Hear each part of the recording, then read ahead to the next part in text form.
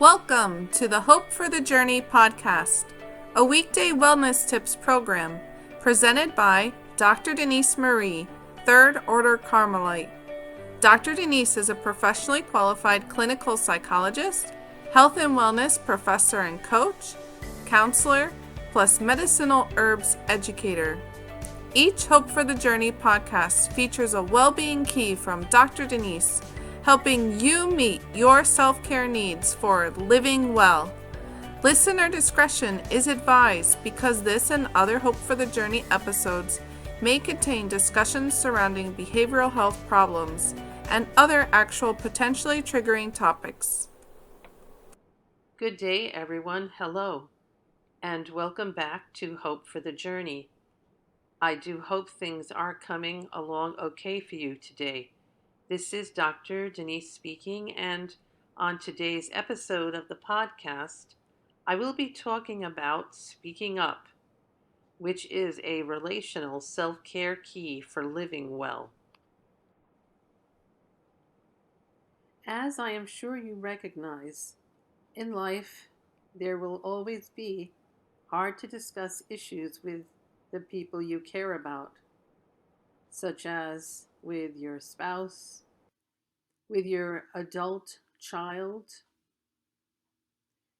with your boss or other people in authority, with a coworker, your best friend, your mother, your father, your brother, your sister, or someone you are dating. But a central self-reflection question I have for you to consider today is this: do you avoid having conversations with particular people because you know such talks will be difficult? In other words, do you postpone the dialogue given you already recognize in advance that there will be at least one point of disagreement or conflict?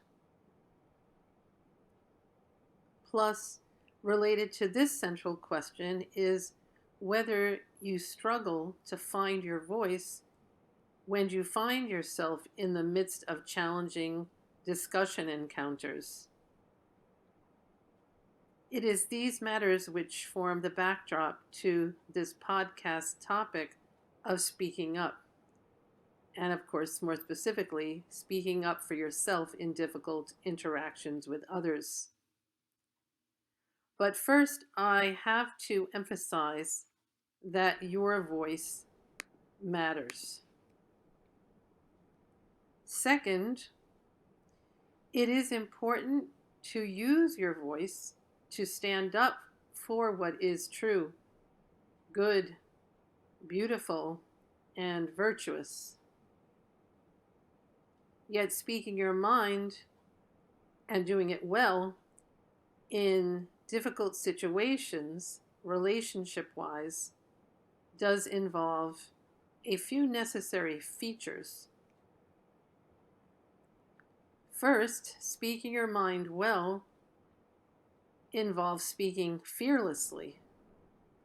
That is, expressing yourself by taking courage to venture forth into the matter of discussion that you're facing. Though at the same time, not bypassing what may be actually risky, that your emotion of fear is clearly and reasonably letting you in on, cluing you into.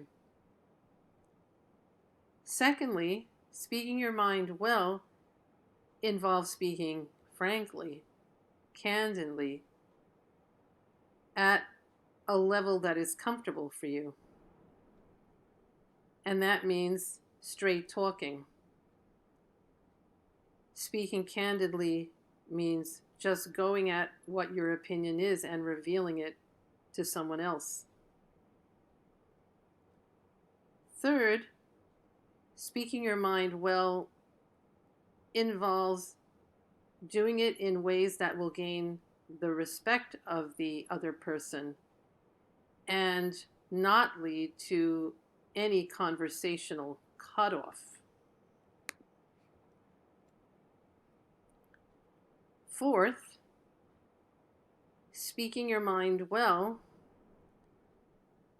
is helped by keeping the outcome that you are hoping for on your heart during the interchange so that you can better stick to the focus of the issue at hand and not get distracted off that path. And fifth, speaking your mind well also benefits from your keeping what is the common good in mind, so that the conversation outcome will actually better the relationship that you have with the person you are speaking with. And at the finish will be an outcome that is best for all involved. Now, wouldn't you prefer such constructive conversations with others instead of exchanges that are pressured along and quickly end up giving the false impression that there is now a point of view which is an agreement in the relationship? An outcome that hasn't really contributed to a change for the better in the quality of the dialogue and let alone your relationship. So I think we do need to admit that speaking up successfully in so many ways involves progressing in the art of diplomacy. At some level, being a diplomat. And so it is not something that we should expect to be learned overnight. Yet we can develop better skills in this important area of social wellness if we commit our minds to accomplishing it. One step in this direction of speaking up in constructive ways is to determine which topics you find to be occasions of difficulty in dialogue. And in your reflecting upon these topic areas, would you conclude that these topics are ones that deal with more mundane matters such as delegating household chores, maybe figuring out what food and drink will go into your meal plans, trying to maintain a home that is neat or an office that has a tidy setup? Or would these topics for conversational challenge be more often tougher talk topics such as asking a roommate to move out or even a tenant to find a new place to live, wanting more adequate relationship attention from someone you care about? How about choosing whom to be friends with? What about the matter of setting guidelines for child discipline with your spouse?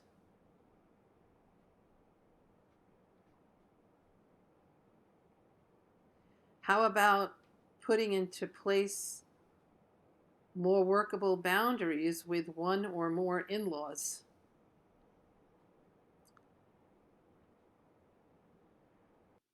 Then, once you have figured out which subjects you find to be occasions of struggle speaking up upon, you can decide which topic is the simplest to tackle first in your quest for better speaking your mind about. Then you could gradually work up to handling the issues which pose more difficulty for your speaking up. At this point, you might be pondering what might be some ingredients for difficult conversations to turn out well. Well, I have a favorite saying, which is, well begun is half done. So as you are setting out to muster up your voice in tough conversational waters, the following would be a few tips I can bring up to guide you. First, I'm a big believer in the golden rule, and certainly would recommend that you apply it in your difficult dialogues. So it would amount to this: communicate with others as you would have them communicate with you. Then, carefully choose your words.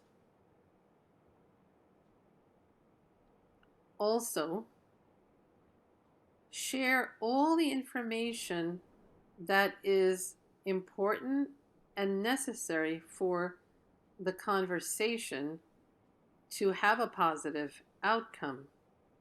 Holding back is not a good idea when there are details that you have in one way, shape, or form contemplated as keys to resolution of matters in a good way.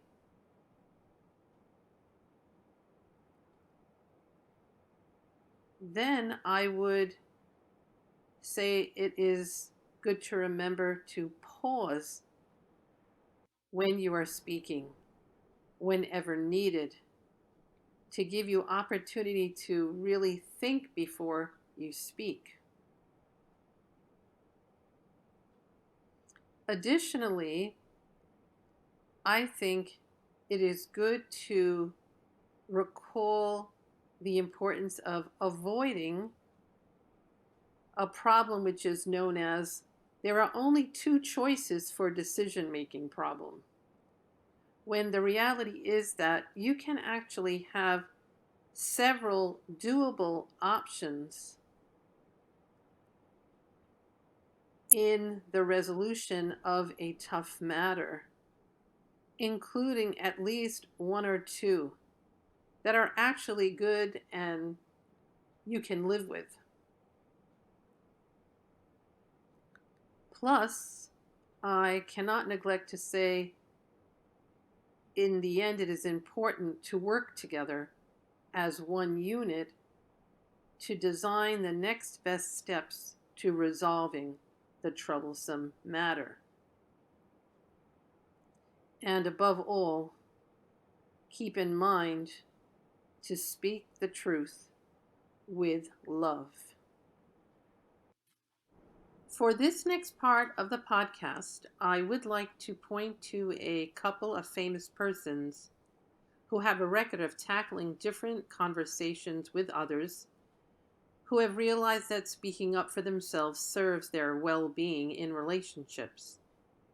First, there is French-Canadian singer Celine Dion.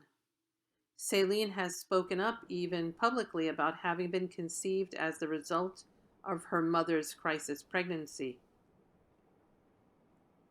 Celine has told the story of her mother's significant distress when she found out she was pregnant after having a number of children. In the midst of Celine's mother trying to figure out how she was going to meet the crisis, she went to her priest for pastoral advice. Because this concerned priest advised her to take courage, to gather her strength for passing through each month of pregnancy, Celine's mother listened to his words and brought lovely baby Celine into our world. In a National Post interview, Celine Dion reported that once her mother was resolved to carry her child to term, she loved Celine, quote, as passionately as she'd love the last little ones, end quote. So today, because of this family background experience, Celine Dion is a voice for protecting little children who are yet unborn.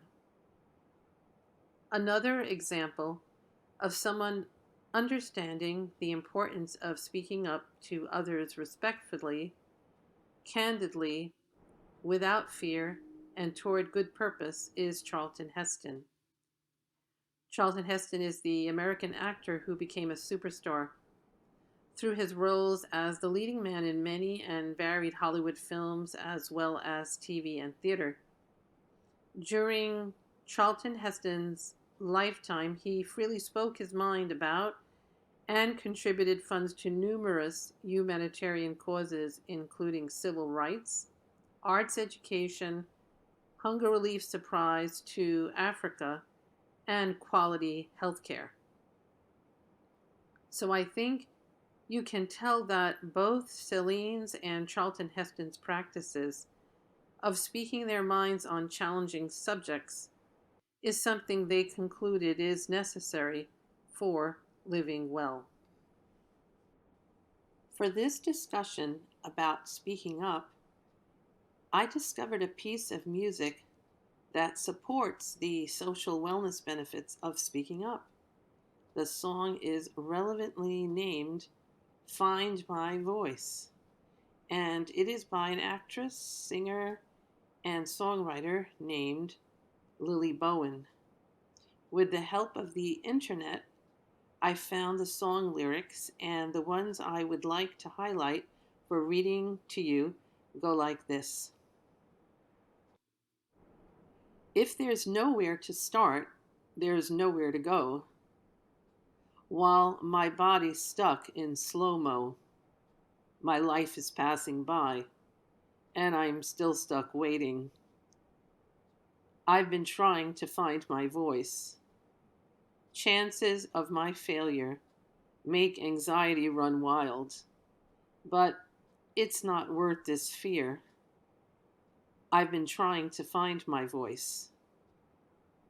And while sifting through the dirt, I looked up and I realized and focused on the life I live outside of it instead. My days have turned from gray to the colors of the sun.